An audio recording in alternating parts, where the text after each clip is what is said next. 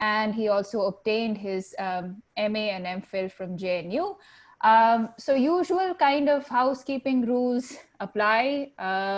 So if you have any questions, please go ahead and ask in the chat window. Venkat has asked to not be interrupted because some of the questions may be addressed later on in the slides in the presentation. But at the 45 or 50-minute mark, we will stop and we will take questions. And can I also request everyone, we've kind of opened this to people outside IIM, to please turn off your video so there are no interruptions.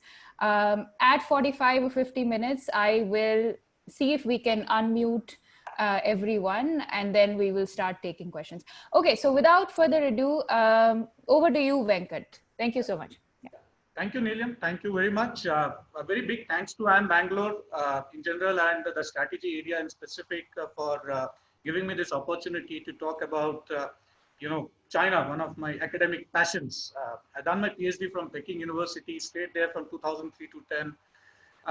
Just like mathematics, you tend to forget Mandarin writing part and reading part.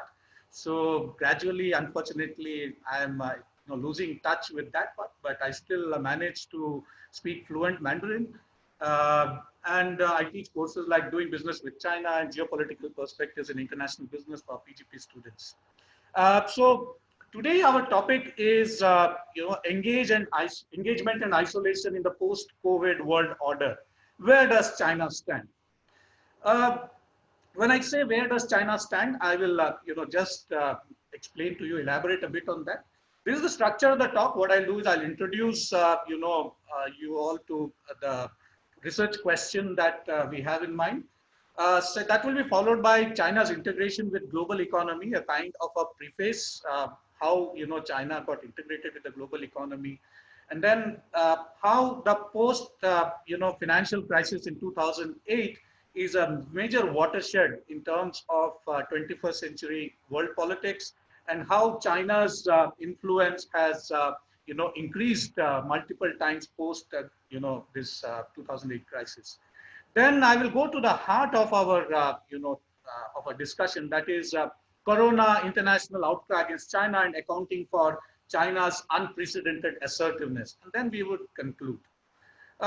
So the research method that I have adopted is gone for primary sources and secondary sources, and knowing that the highest level of decision making in China is quite a black box. So therefore, the primary sources I have I have collected and I have gone through are the party documents, Ministry of Foreign Affairs documents, policy pronouncements by prominent leaders of the party, who are also there in the government. As far as the secondary sources are concerned, gone through works of some of the prominent Chinese IR scholars, international relations scholars, works of leading Western sinologists, as captured through various journal articles like Washington Quarterly, International Affairs, Foreign Policy, Foreign Affairs, those kind of journals. I have specifically focused on last 5 years, more than 5 years, ever since Xi Jinping has come, and his famous meeting with Obama, where Obama spoke about China's militarization of South China Sea, and Xi Jinping openly denied, but simultaneously already there were attempts being made to militarize South China Sea. So we have focused that particular period as far as the journal writings in the last 5 years are concerned. We've also gone through newspaper articles like Financial Times and some of the leading magazines like The Economist. And our key words are, again, as I said, post 2008 is, we are focused on words like liberal international order, US hegemony, China-US relations, China's assertiveness, and COVID-19.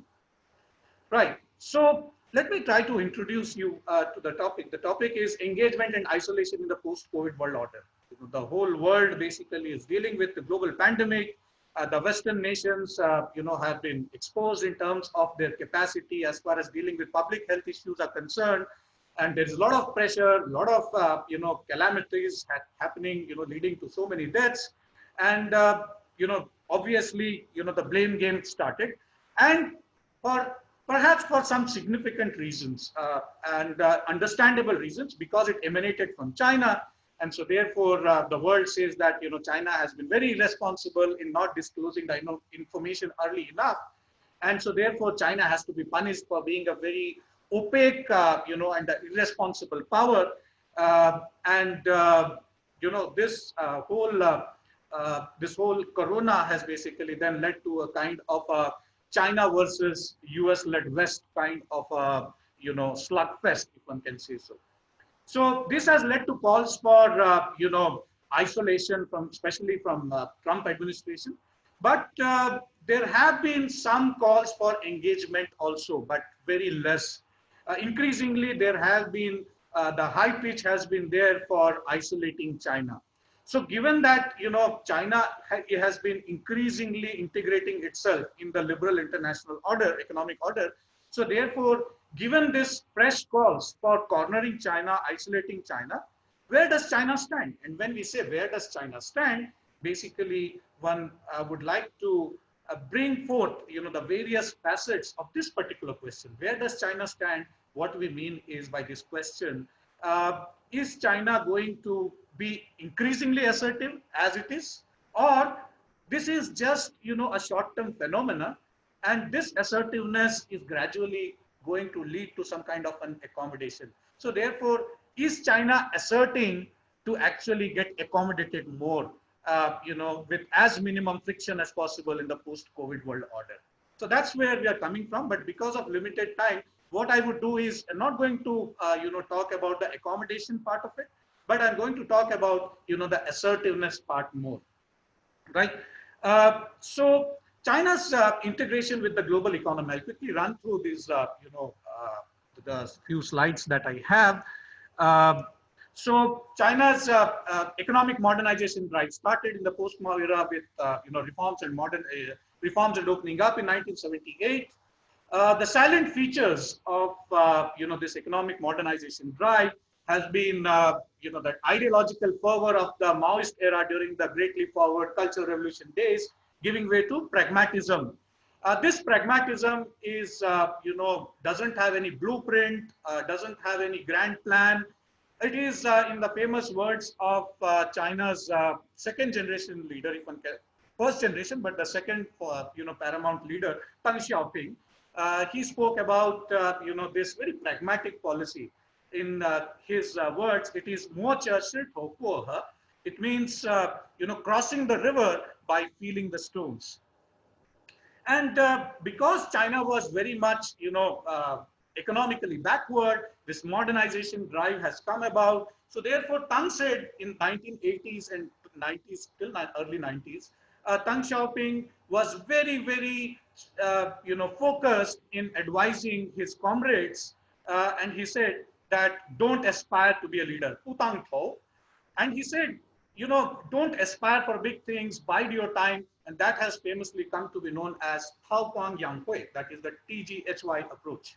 So his sagely advice was observe calmly, secure our position, cope with affairs calmly. This is the advice that, Tang gave, and China, followed that approach, to the T. 1989 Tiananmen incidents and Deng Xiaoping's sudden tour later in, in isolation of China for a brief while, but Deng Xiaoping's sudden tour in 1992 leads to basically re-engagement of China and emergence of what the world knows, socialism with Chinese characteristics, which many people now satirically talk about it as quote unquote capitalism with Chinese characteristics. And then another major landmark is basically China's accession to WTO. And the China's accession to WTO is a huge event, and that has, if one has to trace, the developments that we are witnessing today, one can easily trace those developments there, because the heart of the issue, post-COVID world order, or even the heart of the issue as far as the Sino-US trade war is concerned, one of the contentious issues that till then, China was actually, Americans were negotiating with the Chinese on an annual basis, whether to, do business with them. But once China's accession to WTO happened, China had to be given the MFN status. And because China had to be given the most favored nation status, so Americans basically already had laid down a certain benchmark as to what is most favored nation status. So therefore, China had a smoother entry into American doing business with Americans. The vice versa is somehow not true. And so that has led over a period of time to a lot of issues. Having said that, the Americans continue to do business with the Chinese, and they saw that the low cost advantage is there. So therefore, there is migration of industries from US to China, etc., etc. So so now the post the financial crisis world and China. Uh, how did the world react to as far and how did the world basically change after post financial crisis, and how did China respond to it? Uh, in fact, it is very interesting that once the financial crisis took place, the whole world was, especially the capitalist world, was very much tense, because they were thinking that, non-capitalist states like China and Russia, how are they going to deal with it? Are they going to become more belligerent? But to the utter surprise and shock, China behaved in a very restrained manner. In fact, China basically became the savior of global capitalism, prompting David Miliband, the then Secretary of State for Britain, prompting him to say that after 1989, it is capitalism which saved China, whereas after 2008, it is China which has saved capitalism. Having said this, the financial crisis, in the eyes of many Chinese academics, intellectuals, and well-read people, it also marked an episode where it showed that perhaps the Western model is not as great as it is to be. It is, after all, not infallible. And then, the talks of raising a counter to quote unquote Washington consensus in the name of quote unquote Beijing consensus started. And as the noises started, the Chinese said that we need to basically start making moves and finally get our own place under the sun, which we have lost because of the earlier historical circumstances, like what they call quote unquote century of humiliation and all that. So as China was responding in a positive way, but silently somehow the American administration under Obama was already quite jittery about this growing power of China. Let me remind all the audience there that here that 2009 also marks China taking a lot of interest along with Russia and coming together of BRICS. The BRICS is looked down upon today, and it is definitely fighting to carve its own identity. But that time, it was already an indicator that China wants to become a leader in terms of making an appeal, making an urge, and strongly working with other countries like Russia, India, to change the rules of the game, as it were. Now, American administration under Obama, therefore was very, very prompt, and they basically came up with, quote unquote, the pivot to Asia in the form of the Trans-Pacific Partnership.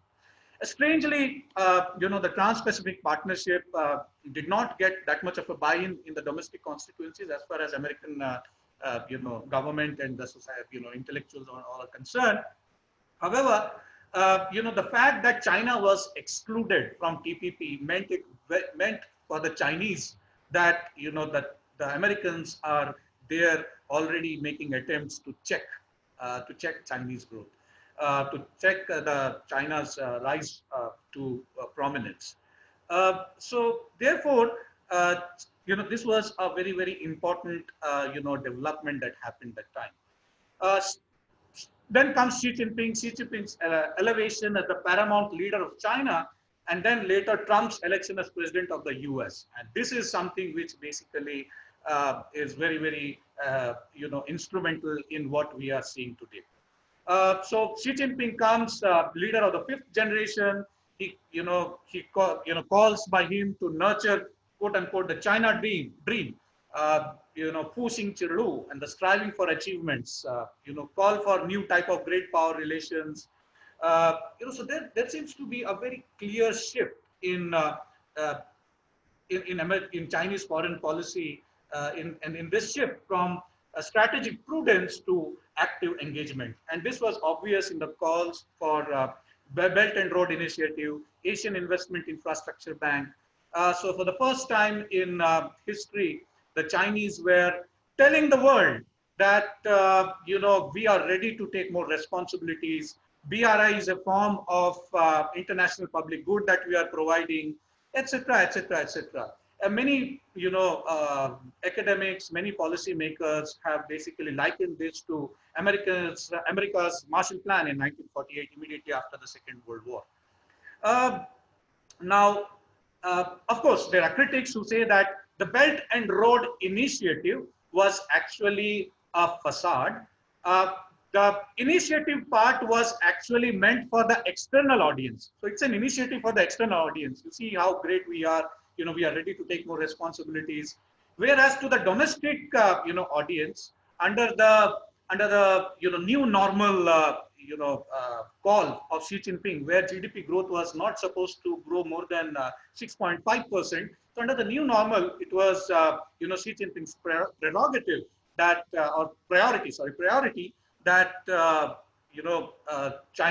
Chinese economy is already overheating. So it has to be, the speed of economic growth has to be lessened. And so therefore, this kind of slowing down of the GDP growth rates, obviously it had its own repercussions. It had closure of industries, a loss in employment, and other things. So therefore, to the domestic audience, the Belt and Road Initiative, earlier author it was called One Belt One Road. It was sold as an economic development strategy. So for the domestic audience, it's an economic development strategy. For the external audience, it's a quote unquote initiative. So this is the Chinese side. As far as Trump is concerned, Trump basically comes, he storms to power, by bashing up China, an old critic of China. So in the National Security Strategy Report 2017, China, the word China is mentioned 33 times. And in the 2016, in 2016 earlier report, it was hardly mentioned 11 or 12 times. So China was basically in this particular report labeled as revisionist power, quote unquote, strategic competitor.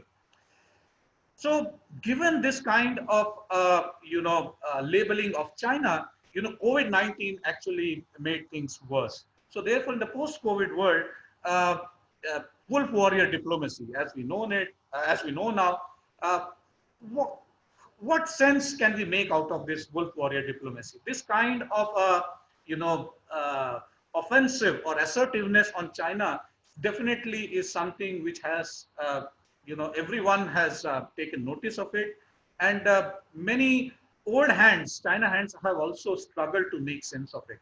Perhaps one way to understand is this the classical guerrilla tactic strategy, one step forward, two steps backward. In other words, asserting to accommodate in a post COVID world order. So therefore, is China basically kind of trying to get a measure of how does the world react, and it's a very good opportunity to assess itself. Is it ready to basically step up? So that is the background against which we need to understand. But again, because of lack of time, we are not going to look about and talk much about the accommodation part.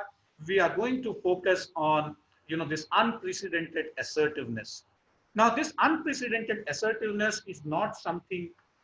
Obviously, it's a they have taken this assertiveness few notches, not few notches, many notches up.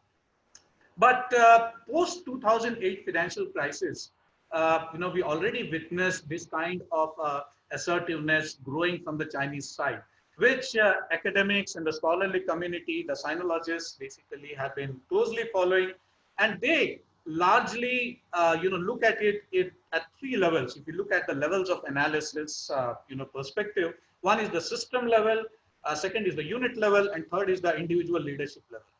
Now, if you look at the unit level, scholars have looked at different constituencies. So, for example, some have looked at it from the lens, China's growing assertiveness in terms of interest group politics.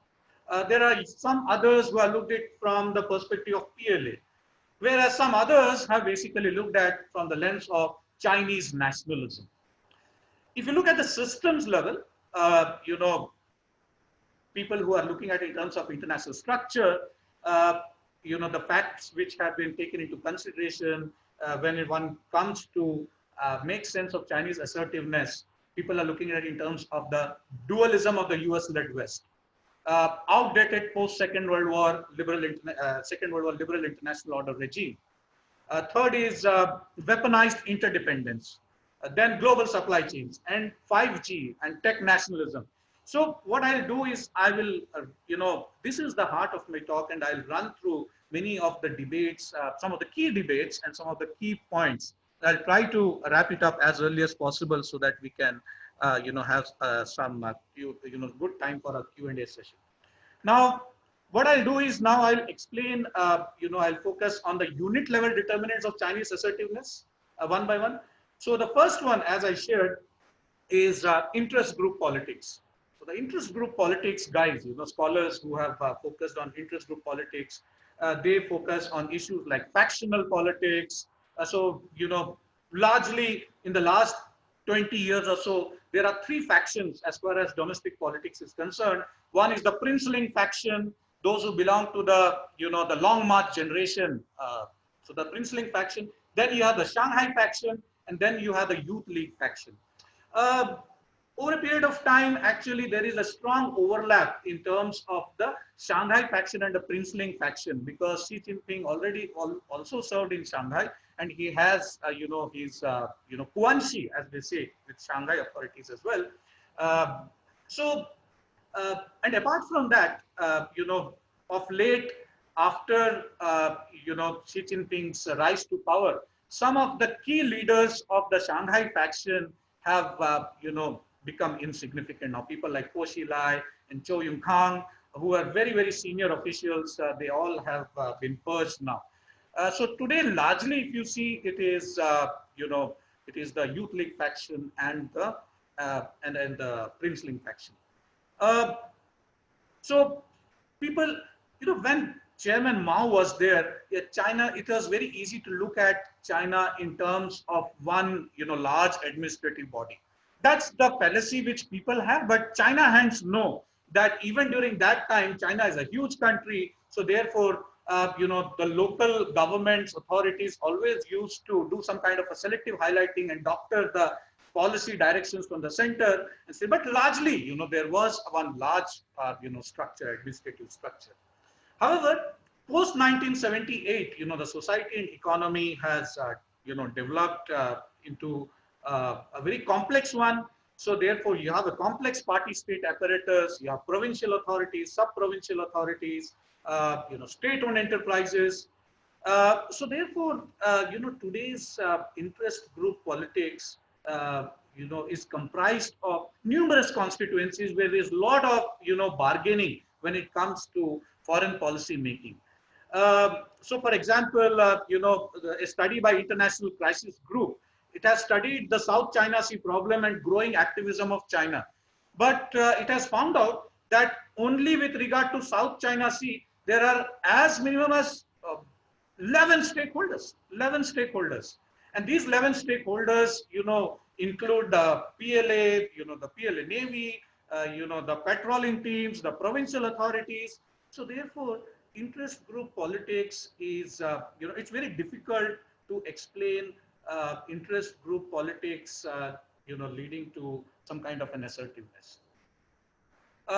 Now, if you look at it from the PLA point of view, is PLA to be, looked at as a very, idealistic prism, or very, not idealistic, as a reliable prism through which this growing assertiveness can be seen? Perhaps no. People are there, but still they are saying, academics say that there are some academics who focus on PLA. They say that PLA has suddenly become, more assertive in the foreign policy. They are in favor of shedding the hide and bide approach, and General Lo Yan, one of the senior officials, calls it quote unquote imperilment consciousness. So, however, this is also not very reliable because we know for sure that very senior PLA officials are an integral part of the party state apparatus. And, PLA is just a platform through which certain hawks, speak and talk and write. And so the idea is simply to mobilize domestic support while sending some international signaling that this is what we can do and all that, so that they can negotiate better in various international fora. So critics say that this also perhaps doesn't explain. Perhaps this is a saber rattling strategy. Now, third is nationalism. Nationalism has been very keenly looked at in terms of influencing China's domestic politics and also its impact on foreign policy making. Especially after this wolf warrior diplomacy, it has come into major focus. So there are different typologies of nationalism. Say, for example, scholars like Alan Whiting, he divides Chinese nationalism to affirmative, assertive, and aggressive. So affirmative means, it is a very strong sense of us. Assertive means it's a very strong sense of them. So it is, nay versus why, which is internal versus the outsider, kind of a feeling. And third is aggressive. Aggressive, the name says it all. Kuo Yin-chie, another scholar, has basically spoken about, top-bottom and bottom-up kind of a nationalism. The top-bottom one is more political, whereas the bottom-up is more cultural. Chao Sui-sheng, he also basically has spoken about this top-down model and the bottom-up model. The top-down model is more about the party propaganda, and the bottom-up nationalism is more stemming from societal forces. So therefore, people who basically, talk about this sense of us affirmative nationalism, they say that, in the first decade of 21st century, the failure of the financial crisis also coincided with the successful hosting of Olympics and the Shanghai Expo Forum in 2010. So all this basically has added to a growing sense of affirmative nationalism in China. However, even this school, has some critics. So, for example, Jessica Chen, of Yale University, has said that authoritarian regimes like the one in China, it is very easy for such regimes to engineer, such kind of populist nationalism, and they do this actually to strike better bargains with other parties in various international fora. Apart from these explanations, of late, there are a group of scholars who have come up by talking about Chinese assertiveness in terms of what is known as the rational choice theory, the calculative model. So the great financial crisis, according to them, has provided opportunity for the Chinese leaders to pursue their goals and preferences for active engagement. So Beijing pursuing national rejuvenation, to prosperous, strong, democratic, culturally advanced, and harmonious modern socialist state. Uh, so, this kind of a national rejuvenation implies, according to such scholars, quote unquote, China's aspiration to become regionally a more preeminent player in Asia. So this includes a vision of what is called harmonious Asia. So this kind of a vision, has some salient features. So what are the salient features? In this harmonious Asia, this includes political order shaped by Chinese political principles, a deference to China on security issues, People's Republic of China led regional economic integration, and quote unquote, a strong Asian cultural identity. So if you look at the regional comprehensive economic partnership, it's very interesting to see that how this regional comprehensive economic partnership is China's answer to TPP. And in fact, the regional comprehensive economic partnership has led to a very deep, enmeshing of forward and backward linkages as far as China's economic contact with Southeast Asia is concerned. In fact, many scholars have noticed that the whole world has been, been so critical, but how come Southeast Asia has been pretty mum? So the thing is, for example, recently the Philippines president said that we can't afford to take, issues with China. The fact, if so, for example, if China says that, uh, our people, our citizens are not going to go to Thailand for any kind of, tourism, the Thai economy will be dented big way. So therefore, Thai keeps quiet. So the only kind of voice that comes from Southeast Asia is perhaps from Singapore. But apart from that, also interestingly, when China was doing all the things it was doing recently in Hong Kong, none less than Shinzo Abe had to be pinched by G7 leadership that what are you doing there? Please say something. Otherwise, Shinzo Abe himself was very circumspect not to rile China. So this is the kind of presence that China has already made, and this is what perhaps China is aspiring for, at least for the time being. Uh, Now, this is something which is very interesting. As we were researching, me and my other co-authors, we found that China's nationalism of late is, or increasing assertiveness is basically having a very major focus, whereby China is in Chinese scholarship, Chinese scholars, and the most influential people who are making a mark as far as Chinese leadership listening to them is concerned. These people, these scholars are those who are digging deep into past of China, and therefore they are reinterpreting the past to basically contemplate China's future. So I will selectively use, because of lack of time, few works here. So therefore, one school basically, which can be called geopolitical nationalism. So geopolitical nationalists basically are those who are interpreters of emerging ideological dispensation in the post-2008 China. So people like Liu Mingfu, he is a professor in a defense, university. He's a he's a PLA person. He has come up with this work, The China Dream. And this work came in 2010. So much before Xi Jinping basically spoke about it in front of the whole world. So what does Liu Mingfu ask for? He advocates that China must engage in military rise to compete with US geopolitical dominance. It critiques, the peaceful development thesis of which was practiced by China. He says that, even if you have a huge economy, if you don't have a strong military, you are just like a plump sheep. He calls this Fei Yang.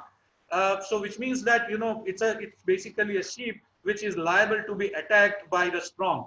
So therefore he said, and very interestingly, he says that you not only need strong military for, defending Chinese interests, you also need a very strong military to have world peace, enabling China to pursue its goal of, benevolent leadership, or benevolent, leading the world in a benevolent way.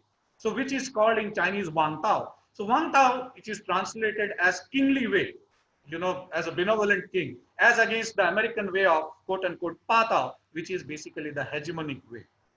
So similarly, there's been another prominent scholar, Chang Rung.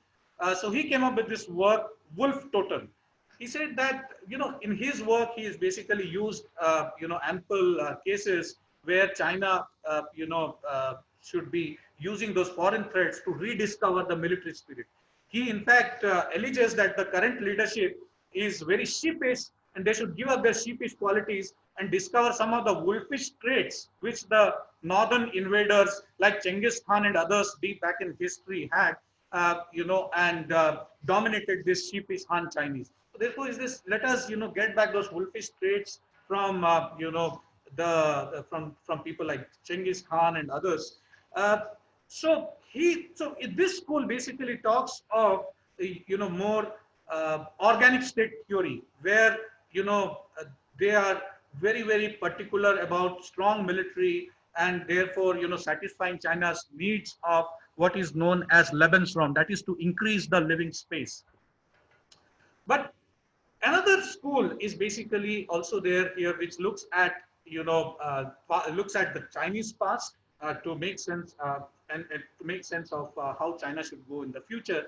Of this, one of the most important, works has been that of Chang Ting Yang. Chang Ting Yang basically speaks about the Tianxia system. What is the Tianxia system? The Tianxia system is basically more than 3,000 years old. It was followed during the Zhou dynasty.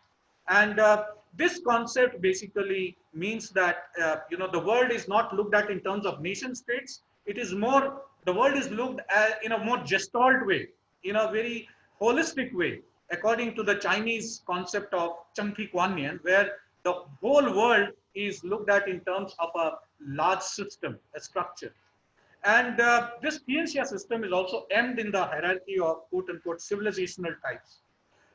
Here, worldly interactions are based on, a kind of a tribute system of concentric circles, where in the center you have a imperial capital, and this imperial capital basically flows out to embrace barbaric people as go out towards various concentric circles. Yan Xuetong and others basically are some of the IR scholars of late who have also been speaking about, benevolent, leadership from China. The American leadership has been, hegemonic leadership. So therefore, Sun Tzu, basically, he speaks about three types of ethics. One is human ethics, that is Wang Tao, hegemonic ethics, Pa Tao, and Xiang Tao. The one who basically exerts greater power to subjugate everyone else. He says that China should actually still wait for some more time. So he basically advises against quote unquote strategic rash advance. He says that China should basically wait some more time. It should, you know, buy time and not hurry itself to become the leader. And so therefore, he is advocating a more sedate approach. Having said that, he is definitely advocating a kind of a system where China takes active steps, active diplomatic steps to lead the world from hegemonic politics to one which the Chinese call it, Wang Tao, basically the humane kind of or benevolent kind of a leadership. It's very interesting, that these works have been mentioned, and more people are studying them, because if you look at the kind of a discourse that emanates from Xi Jinping and his close advisors, many of these words like striving for achievements, China dream, these words are very much prominent. In fact, on a lighter vein, the 2008 women's basketball team, in the Beijing Olympics, they were asked to study, the tactics, from this Chiang Rung's book, that is Wolf Totem, to strategize and win over their opponents. Now, so these are the different things that we need to understand as far as the unit level thing is concerned. I have taken a bit of a time here because that is the perspective which it doesn't come or discuss much as far as Indian audience is concerned. Now let me go to a system level issues where we are talking more of the international structure. So there are people who are saying that is this part of the long cycle theory? Long cycle theory advocated by people like Modelsky, Robert Gilpin, and others. They say that history moves in cycles. So there was a time when for 100 years, every 100 years there is one major power. So therefore earlier there was Portugal, and then for some time it was Britain, and then for some time there's US. So has the time come for China? Is China going to rule for the next 100 years? But even before that, we need to understand what are the various factors which actually is leading to Chinese assertiveness, and let us try to make sense of, is China having some basis, at least, if not a great, if not having a very sound basis, to claim as itself as a hegemon, a new hegemon, if one can say so. And this hegemon word is not in the sense, is in the Western sense, not in the sense of how the Chinese have used, to avoid any confusion.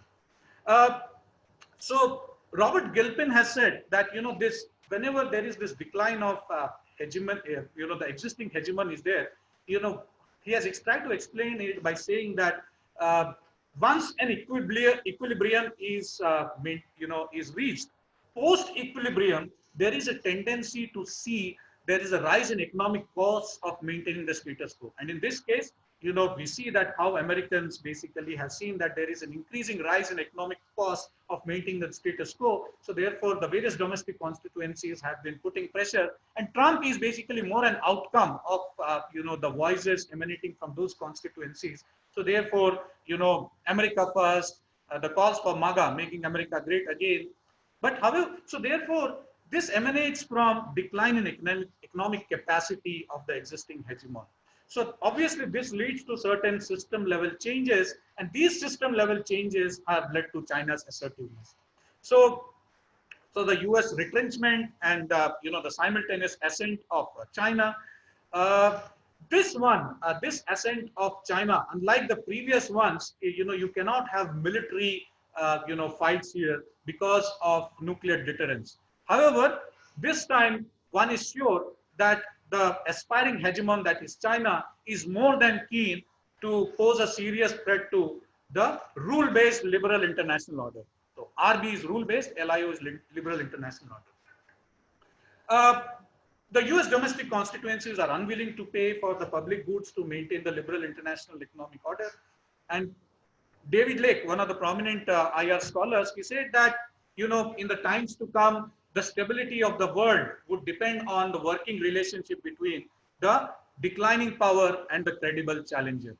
And as this is happening, Xi Jinping, basically people like him, they say that, he was quoted once saying that no one is in position to dictate to the Chinese people what should or should not, no one is in a position to dictate to the Chinese people what should or what should not be done. Uh, yeah. So, as far as the system level is concerned, these are some of the issues that I mentioned. I'll quickly run through that and then I'll conclude. China has been saying that it has been a very responsible power. It has contributed to United Nations peacekeeping forces. It has been a very, it has always taken, very constructive role, whether it is environmental change or climate change, or whether it is, other, various issues as far as, confronted by the international system is concerned. However, it says that it doesn't get credit for its constructive role. Even now, perhaps the Chinese leadership said that, we have been able to control Corona, in such a short span of time. You can question the methods, but the fact is they have been reasonably successful. And as things, have, panned out, it seems that they have done a very good job of it, whether we like it or not.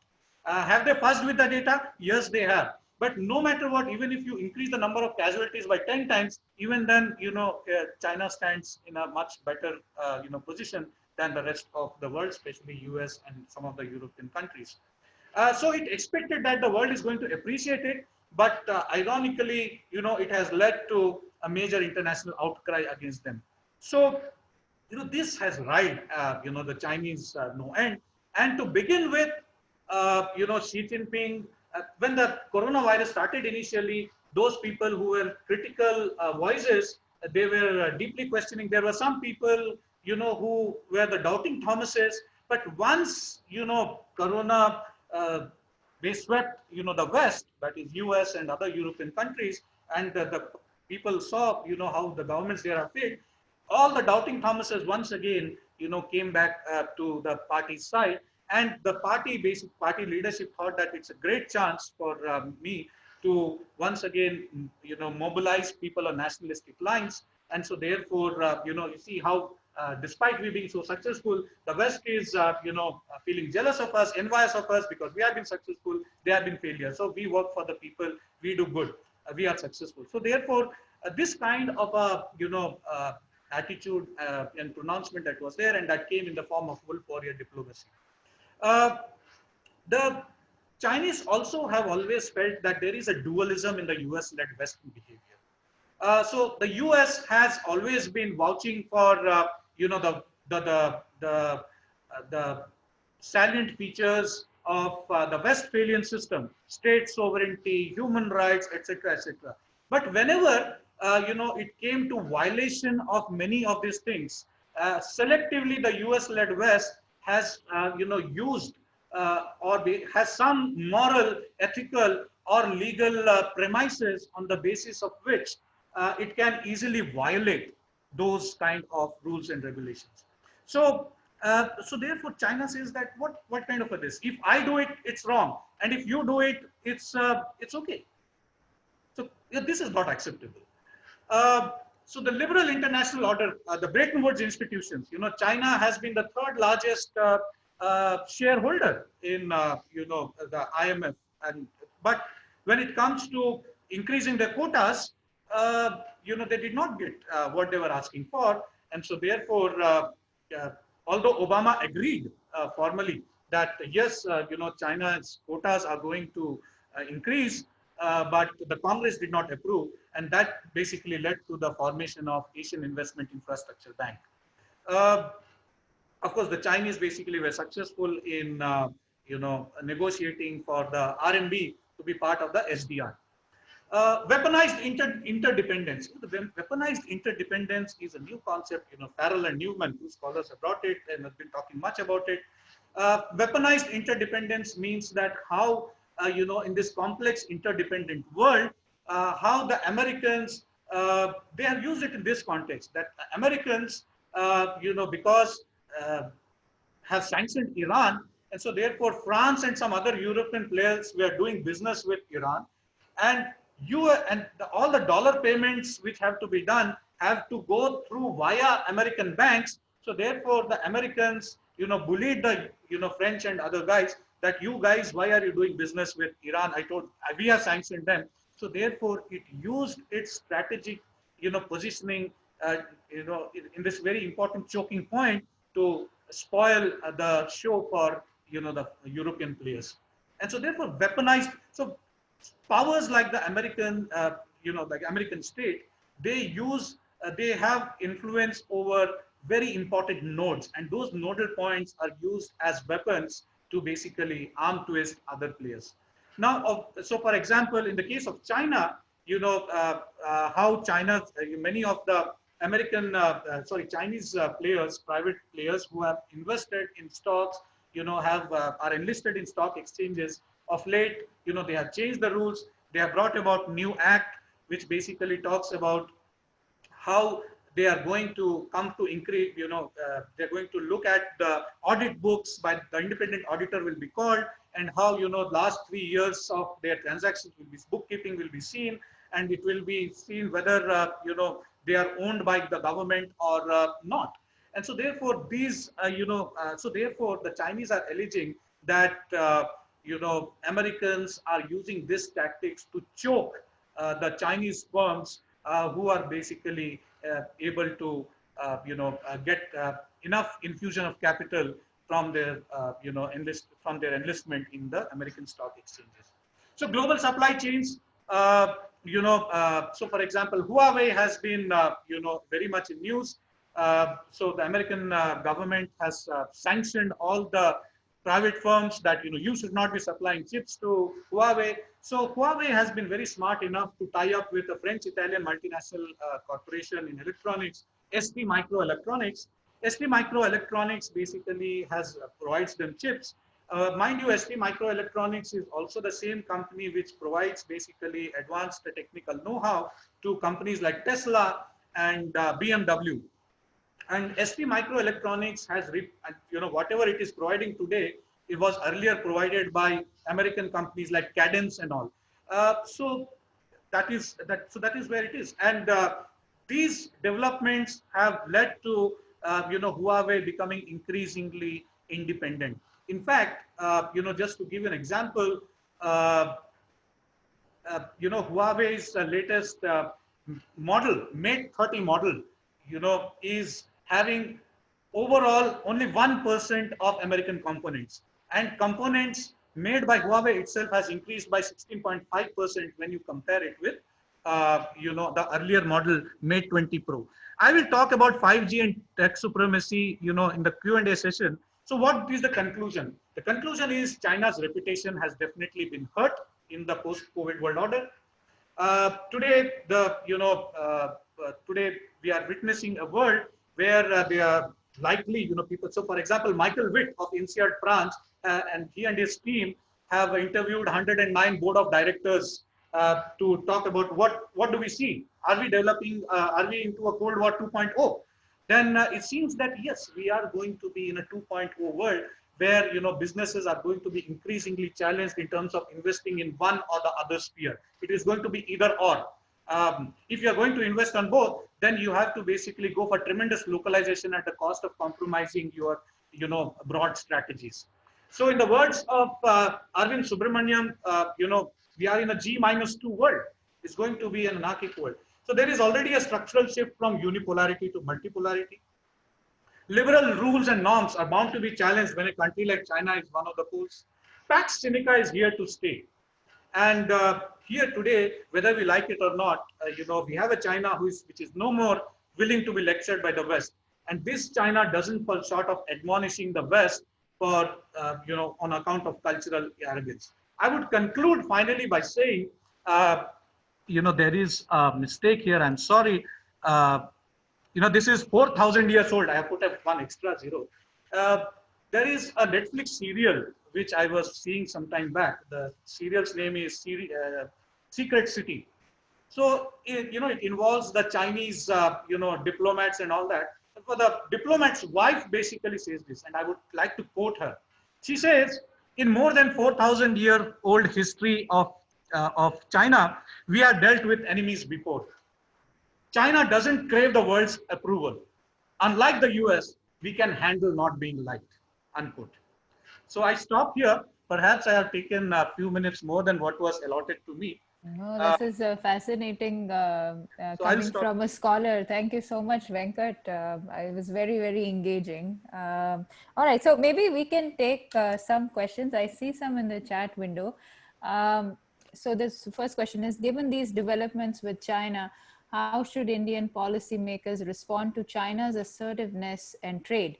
Is the call for boycott of Chinese goods beneficial for India? Yeah. Sir, thank you for the question. 2 days back, if you see, despite our best attempts to, boycott many of the Chinese goods, it's already very open that we are no more in a, no matter what we try, it is impossible to completely, boycott them.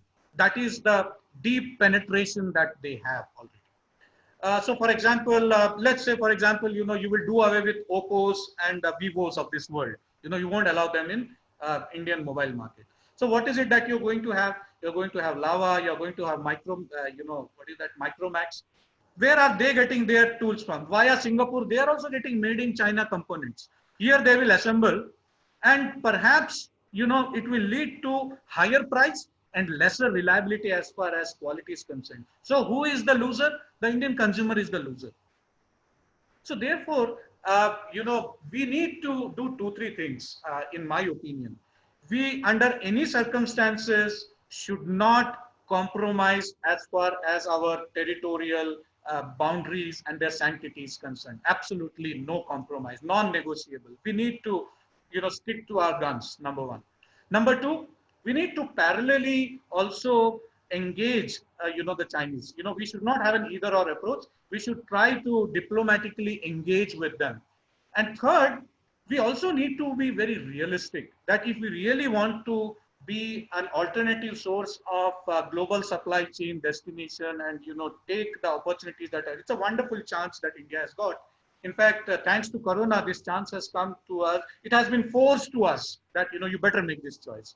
So therefore, we need to focus on our internal strengths. We need to come up with those things which will help us, strength begets strength, as they say. So therefore, if we have to negotiate with China or for that matter, even, with the US and maintain our autonomy, we need to basically, focus on nation building and economic, reconstruction. So Atmanirbhar is to begin with, a very, already people are saying that maybe Make in India was not that great a call, but Atmanirbhar is something which is more pertinent in today's context. So therefore, we need to focus on, a multi-pronged approach. And we also cannot, run to the US and expect the Americans to, save us.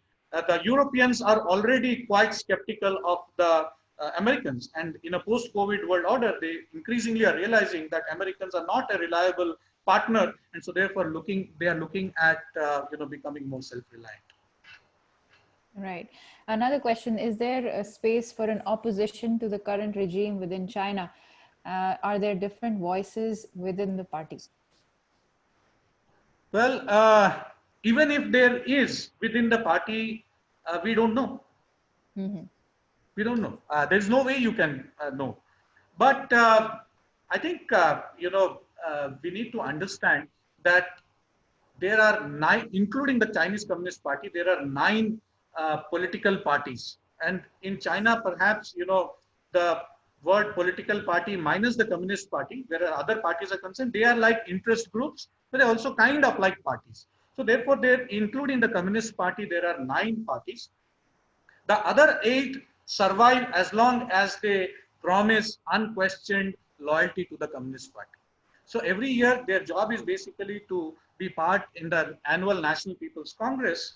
Along with that, they have a Chinese People's Consultative Conference where, they represent different interest groups like women, labor, and, other various constituencies where they negotiate and try to basically influence policy making. Now, there are people who are saying that, Li Keqiang belongs to the Communist Youth League, whereas Xi Jinping belongs to the Princeling faction. And recently, there was a lot of noise that, people came to know that Li Keqiang went to different parts of China inspecting the post-COVID situation. And he came back saying that, he would like to ask once again, restart what you call the night street market, and giving more opportunity for hawks to sell their wares, so that the employment problem is taken care of. But quickly, once he was in Beijing, within 1 or 2 days, Xi Jinping's team openly said that no, nothing doing, we cannot allow that and all that. We have done a lot of hard work to modernize China, and so this is. So people are saying that this as an instance where perhaps there is some kind of a difference of opinion, or perhaps these are symptomatic of some kind of factional differences. But nothing more has happened, so we don't know. At least I don't know for sure. Right.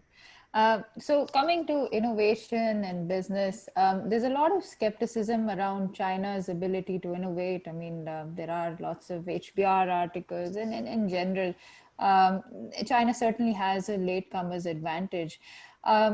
Can China be a leader in innovation in the future, in the next, decade, the next 2 decades or so? Well, the Made in China plan, last six, which has been announced by the Chinese government, Made in China 2025,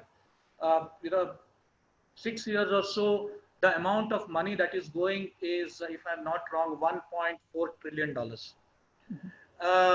So this is big, number one. Number two, if you are looking at, so for example, drone market, 80% of the drone market comes from China, DJI. If you look at, facial recognition technology and others, the Europeans are already been completely outpaced.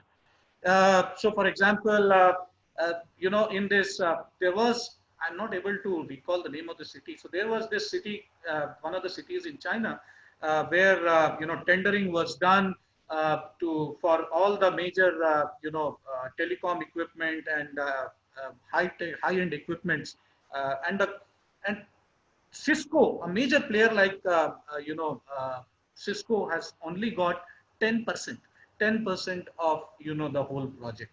Rest of them has gone to whom? It has gone to the Chinese domestic base. Also, we need to understand that China is already, if you look at the McKinsey report 2020 about doing business in China, their annual report, they are already, leading players as far as, electrical vehicles is concerned. They are the trendsetters. Mm-hmm. So therefore, this is what I would like to say, that, and I have been always telling many of our friends that, our dealing with China will significantly improve the moment we accept, where they are good at. The moment you accept that, then you start basically understanding. And I also like to say that it's always good to invest in your friends. If you invest in a good friendship, it becomes better. A better friendship becomes best. But sometimes, not so many times, it is more important to invest on knowing your adversary rather than on your friend. So even if China is an adversary, we should accept the facts as they are and then try to. There's no point in denying, the actual China. And I think many of us, I don't know why we do this. We have to accept that, they have gone much ahead of us. So therefore, our job is now to do the catching up and do the serious business. They are really very advanced, very advanced. There is no second thoughts about it. Right. So they went from they started off with the path of on the path of imitation, and then very creatively adapted, and now they're sort of out innovating in certain sectors. Do you see that as a possibility for sort of the Indian story in the future? So imitation leads to, you first need to sort of imitate, and then eventually you will get better, and you will innovate. I mean, to be very honest,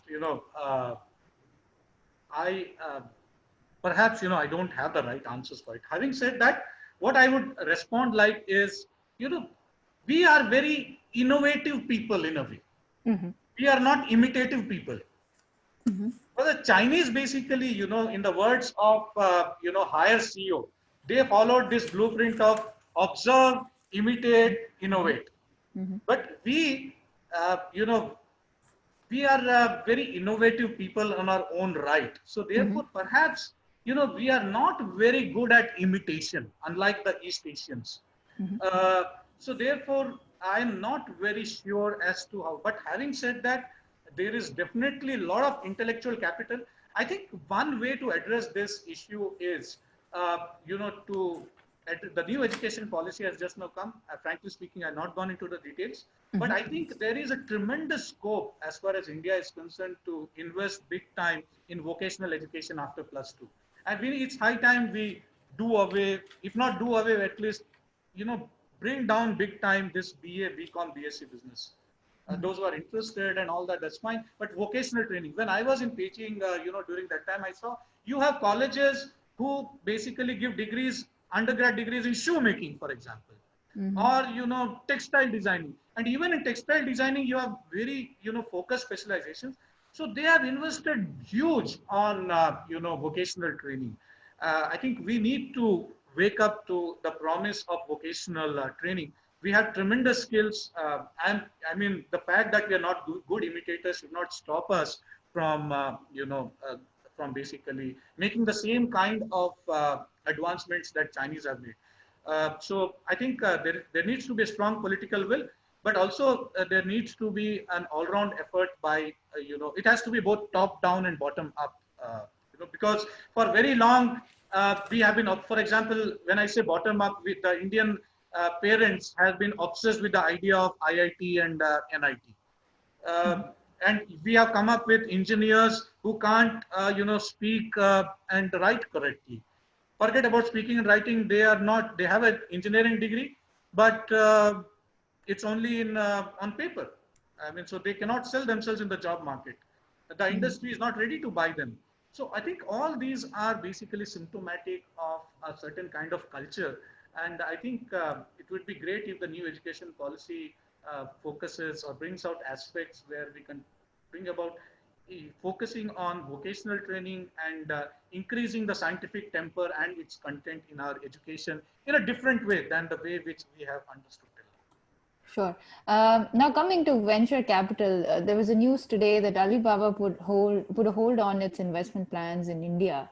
What are your views on that, and how does China see India as sort of a potential place for investment and doing business and so on, especially in these post-COVID times?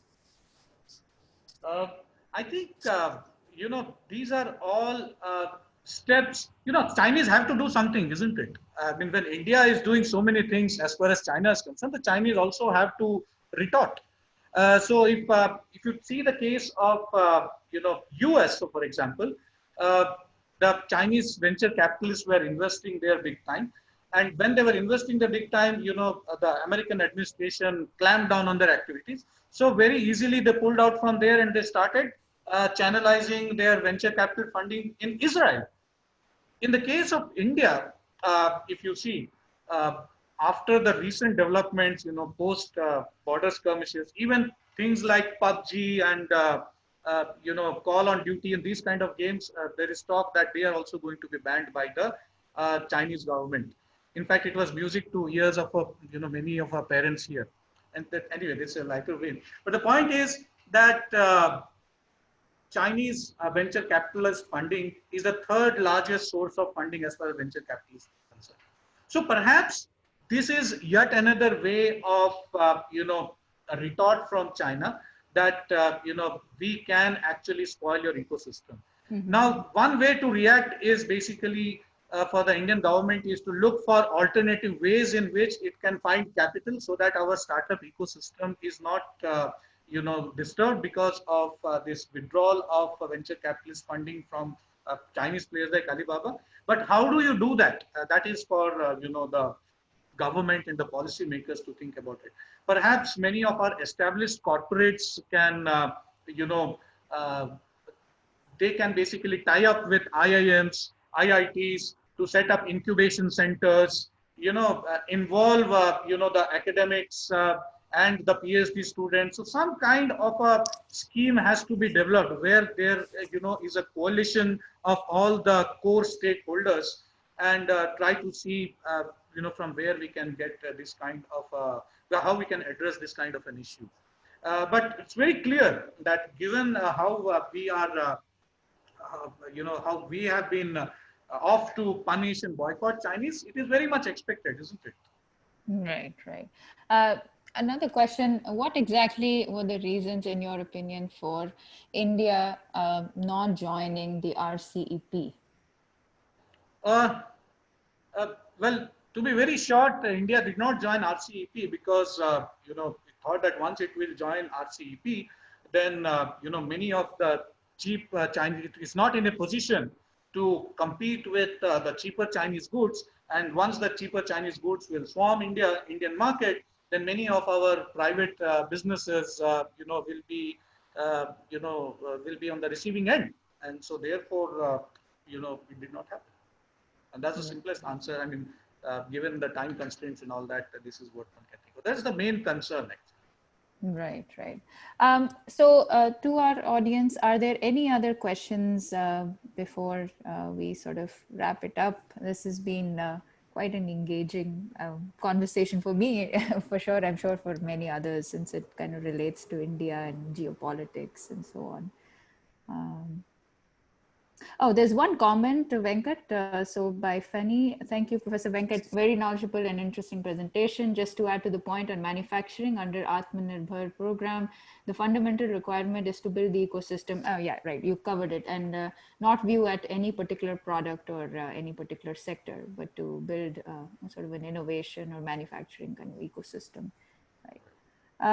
I guess that pretty much. There was one question by Shashank. Could you comment briefly? I'm not sure if I'm getting it correctly, but could you comment briefly on MSS, MPS's, the ministry's role on influencing outsiders' businesses in East versus West China? I'm sorry, I did not get the question. Yeah, I'm not sure if I understood it perfectly either, which is why I kind of kept it to the end. Could you comment briefly on the ministry's role on influencing outsiders' businesses in East versus West China? I'm still not sure if I fully Which understand. ministry's role are we talking about? Yeah, I'm not quite sure. MSS, MPS's ministry, Social Security Ministry in China. Okay, there we go. Okay. So, I'm sorry, Neelam. As I don't know actually. No, yeah, okay, that's it. Yeah, all right. I'm not able to, I won't be able to comment on this. Oh, that's all right. Well, this was a very exciting talk for me personally. And thank you so much, Venkat, for your time. We have recorded this, and I will